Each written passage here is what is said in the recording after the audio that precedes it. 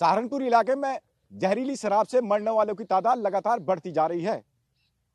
Police का कहना है कि 44 लोगों की अब तक मौत हो चुकी है, लेकिन हकीकत कुछ और ही है। कहीं ज्यादा मरने वालों की तादाद है। हमारे साथ में कुछ गांव वाले हैं, उनसे बात करेंगे। खेड़ा मुगल में हैं हम। खेड़ा मुगल से हम लोगों से बात कर रहे हैं। यहाँ 4 लोगों की मौत हुई है। क्या नाम है आपका? भंवर सिंह। भंवर सिंह, किस तरह से मौत हुई है? अभी जहरीली शराब से हुई है। जहरीली शराब से? जी। कितने लोगों की मौत हुई? 4 लोगों की मौत होगी और अस्पताल में है खेड़ा मुगल के। कितने लोग हॉस्पिटल में? 4। 4 लोग हॉस्पिटल में हैं और 4 की मौत हो चुकी है। क्या नाम है आपका? अक्षय कुमार। अक्षय कुमार, किस तरह से मौत हुई है? जहरीली शराब से हुई सर ये मौत। अच्छा, कोई प्रशासन को या इंतजामिया को कोई शिकायत नहीं करते आप? करते हैं सर, पर मैं एक्शन नहीं लेते कुछ भी।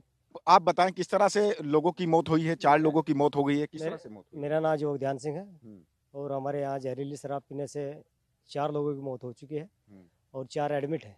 सर, हमें कार्रवाई भी करते हैं तो हमारी कार्रवाई पे कोई सुनवाई नहीं होती। गांव बिचिट्टी के अंदर और गांव सलेमपुर में भी कच्ची शराब बिकती है, लेकिन उन लोगों के खिलाफ भी कोई कार्रवाई नहीं करता।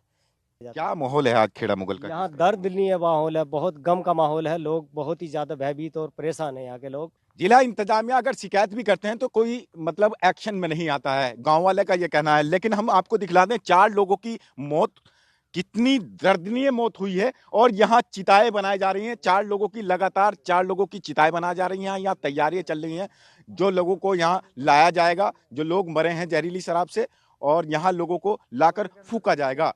तस्लीम कुरैशी, ईटीवी भारत, सहारनपुर।